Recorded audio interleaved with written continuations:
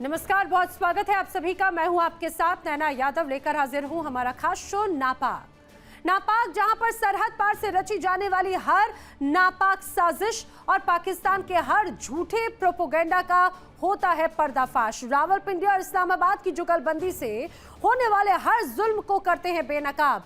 आज बात होगी दाने दाने को तरसती पाकिस्तान की बेबस आवाम की, और साथ ही बेनकाब करेंगे पीओके और बलूचिस्तान की भोली भाली जनता पर कहर ढाने वाली आसिम मुनीर की क्रूर फौज की, हक मांगने वालों पर गोलियां बरसाने वाली जालिम हुकूमत और शहबाज सरकार को दिखाएंगे नापाक का वो आईना जिसे देखकर रावलपिंडी से लेकर इस्लामाबाद तक इनके होश उड़ जाएंगे। बने रहिए हमारे साथ।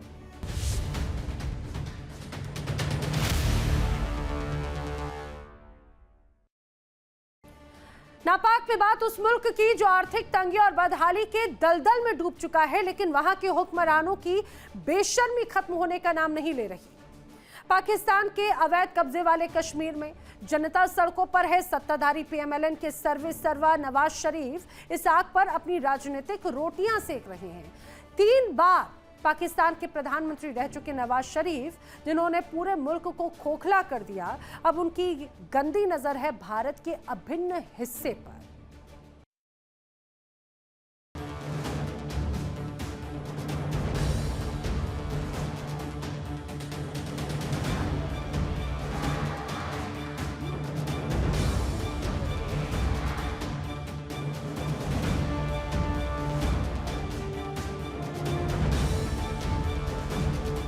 पीओके में जारी जन आक्रोश अब एक नए और बड़े मोड़ पर पहुंच गया है। रावलकोट में आयोजित एक विशाल रैली में हजारों की संख्या में लोग सड़कों पर। शुरुआत में बिजली दरों, खाद्य सब्सिडी और स्थानीय सुधारों को लेकर के शुरू हुआ ये आंदोलन अब सीधे इस्लामाबाद के राजनीतिक नियंत्रण के खिलाफ एक सुर में बदल चुका है।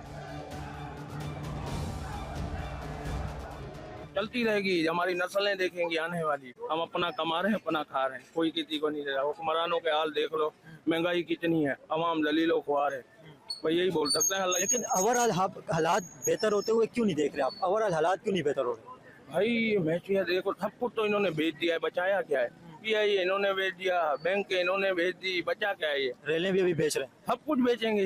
ये देखो सामने देखो, खोद के डाला 1 महीना हो गया। ये रोड के हालात अगर आप देखें तो ये मेन रोड है, उसके हालात आप देखें तो ये कितने टाइम से ये खुदाई हुई है? महीना होने वाला है भाई। ये 1 महीने से ये खुदाई हुई है रोड की, और हालात आप देखें, ये मेन रोड है, ये मेन रोड है, यहाँ से हजारों गाड़ियाँ आती जाती हैं। रोजाना लाइट जाती है 9 बजे। अभी ये ट्रिप हो जाता है, लोड बड़े ट्रिप हो जाए, सारी रात लाइट की सारे बैठे हुए गर्मी में।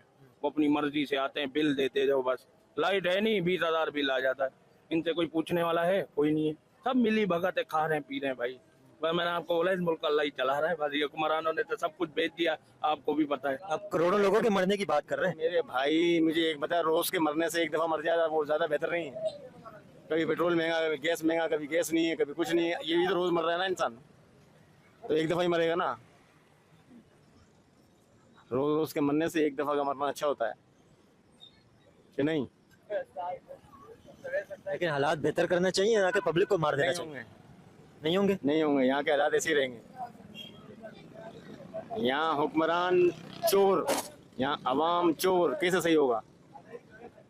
अगर हुक्मरान चोर है तो अवाम भी चोर है। अवाम भी तैयार नहीं है टैक्स देने के लिए। हर चीज में चोरी है यहाँ। बिजली है तो चोरी है, गैस है तो चोरी है।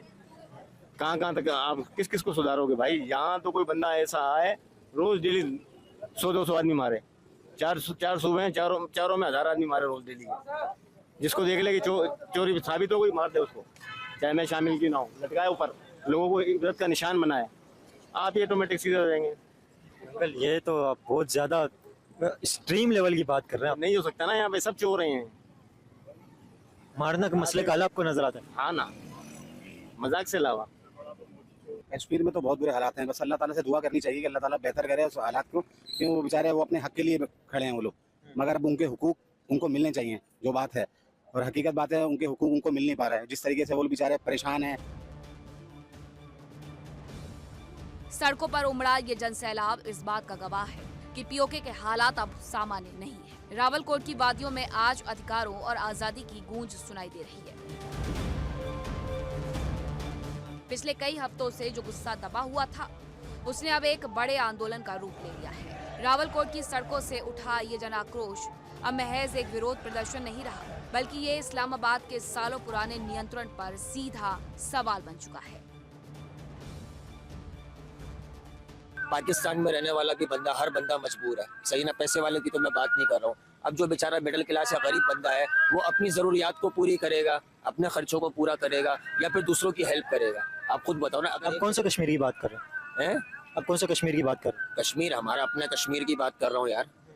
हाँ, तो ये है कि अब हालात जो है ना मेरे भाई, हालात तो ये है कि देखो जो चल रहे हैं अभी, जिस टाइम पे जो हालात चल रहे हैं, वो तो अभी ऐसे कड़क हालात चल रहे हैं कि मेरे भाई इसमें कोई भी बेचारा, खास तौर पे देखो गरीब, अब समझ लो गरीब ही रहा है, मिडिल क्लास अब है ही नहीं। अब या तो अमीर है या तो गरीब है, मिडिल क्लास तबका रहा ही नहीं। और मिडिल क्लास है भी तो वो ज़हनी परेशानी का शिकार है, मेंटल हेल्थ उसकी ख़राब हो गई। बिल्कुल ऐसा ही है, क्योंकि लाइफ स्टाइल जब इंसान का नीचे आता है ना, वो एक अलग ही इंसान को परेशान करता है वो चीज़। अगर पहले से इंसान अगर हालात ठीक नहीं होते तो वो तो चलो मैनेज कर ही लेते हैं, लेकिन जिसके हालात यहाँ से जो बंदा यहाँ आता है ना, उसका तो जीना मुश्किल हो जाता है। देखो जो पैसे वाला बंदा है वो भी आज के दौर में सुकून से नहीं है, जिसके पास पैसा नहीं है वो भी बेचारा सुकून में नहीं है, जिसके पास पैसा है उसके पास सुकून नहीं है दिमागी तौर पे, और जिसके पास पैसा नहीं है वो बेचारा पैसा कमाने के चक्कर में बेचारे के पास सुकून नहीं है।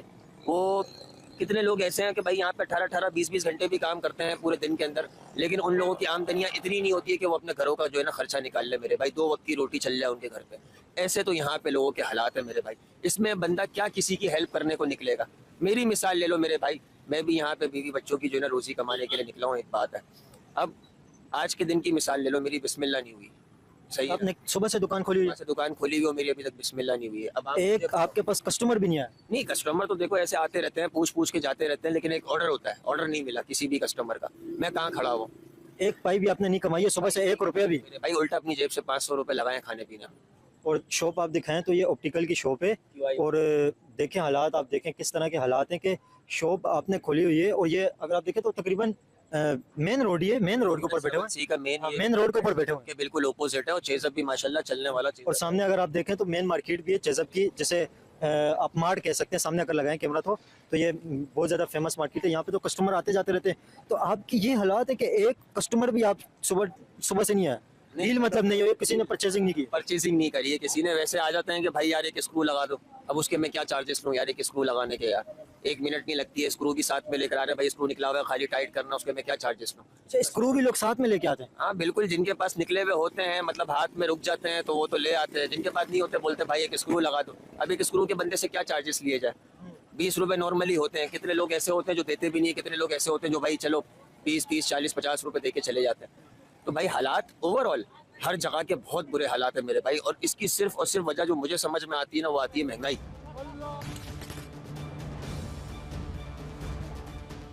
पीओके जल रहा है और वहाँ के हुक्मरान इस आग में अपनी रोटियां सेकने में लगे हैं। इस बार लाहौर से लेकर मुजफ्फराबाद तक एक नया तमाशा शुरू हुआ है। ये प्रदर्शन ऐसे समय में हो रहे हैं जब जुलाई के आखिर में यहाँ विधानसभा चुनाव होने वाले हैं।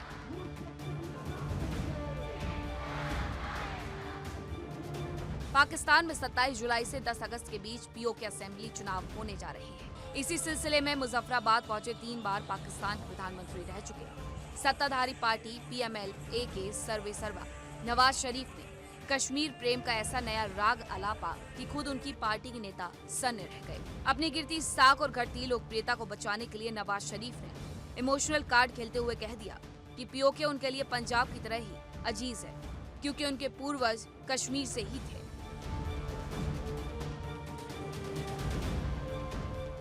और बल्कि मैं मरियम को ये कह रहा था, ये राजा साहब भी खड़े हैं, और मैंने कहा कि देखो मरियम, ये मेरा दिल चाहता है कि इलेक्शन में अगर हमें कामयाबी मिलती है ना, तो इंशाअल्लाह ताला तो मैं शहबाज शरीफ से, मेरा दिल चाहता है कि मैं उनको कहूं कि आजाद कश्मीर का मुझे वजीर आजम बना दें, नवाज शरीफ को।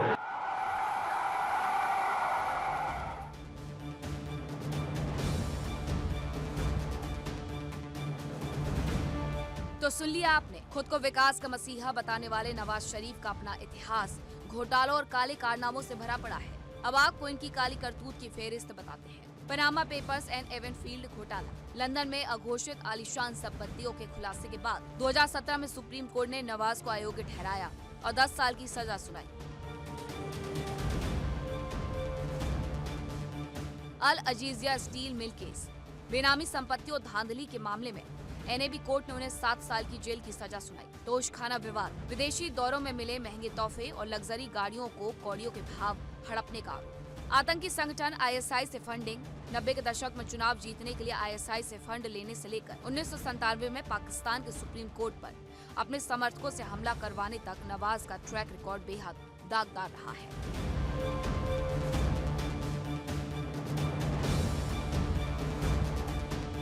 1999 में जनरल परवेज मुशर्रफ ने नवाज का तख्ता पलटकर उन्हें सत्ता से बेदखल कर दिया था। जो नेता अपने देश की अर्थव्यवस्था को संभाल नहीं सका और पूरे पाकिस्तान को कंगाल बना दिया, वो अब पीओके की कुर्सी पर नजरें गड़ाए बैठा है। लेकिन सवाल ये है कि क्या पीओके की जनता नवाज शरीफ के इस राजनीतिक तमाशे को स्वीकार करेगी या फिर इस नए पैतरे को भी खारिज कर देगी।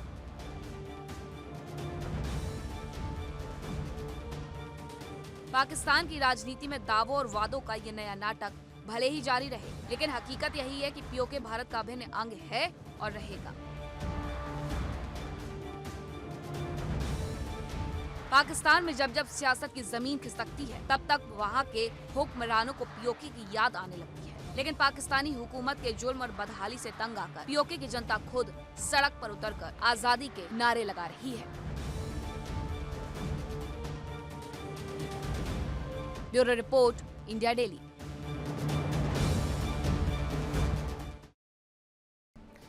आज नापाक में फिलहाल इतना ही, लेकिन देश दुनिया की तमाम खबरें इंडिया डेली 24/7 पर आगे भी जारी है। देखिए इंडिया डेली 24/7 अब आपके स्मार्ट टीवी पर।